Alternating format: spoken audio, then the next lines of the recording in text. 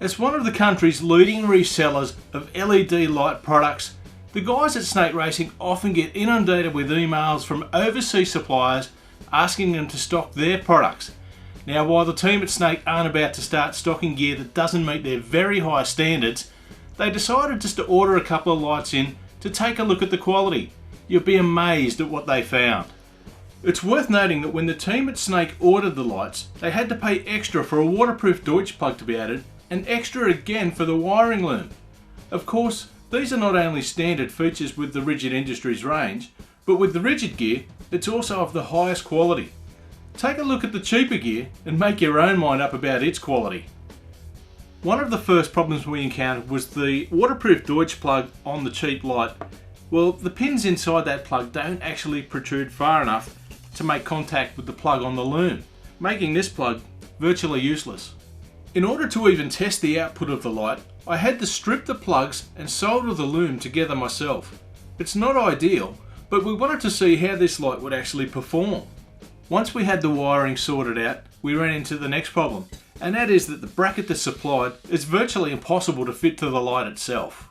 The Rigid light has a cutout for the nut, so fitting the bracket and doing up the nut and bolt is as easy as can be.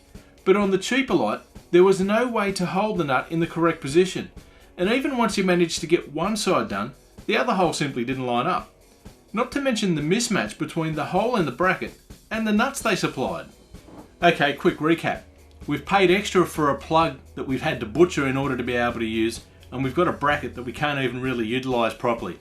Let's head out now and see how they actually perform side by side. As this size light is very popular with four-wheel drivers as a camping and work light, we've set up a camping scene just to see how each of the lights illuminate the area. I've got the lights set up on my test rig at around 5 feet off the ground. First up, let's see how the Rigid Industries Dually in the flood pattern performs.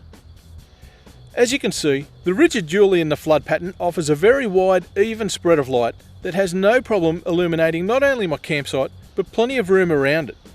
Now, not only that, its bracket fits properly, it offers loads of adjustment, and its plug and play wiring loom is totally waterproof and easy to fit.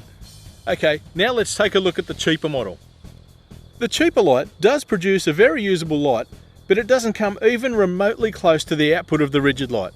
And when you consider that it doesn't come with a wiring kit, the bracket is next to useless, you've got to ask yourself, is it actually cheaper in the long run?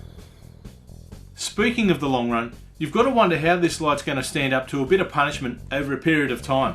Let's see how they compare when submerged in water. After just 90 seconds of being submerged together, the cheaper light has stopped, and it's little wonder why.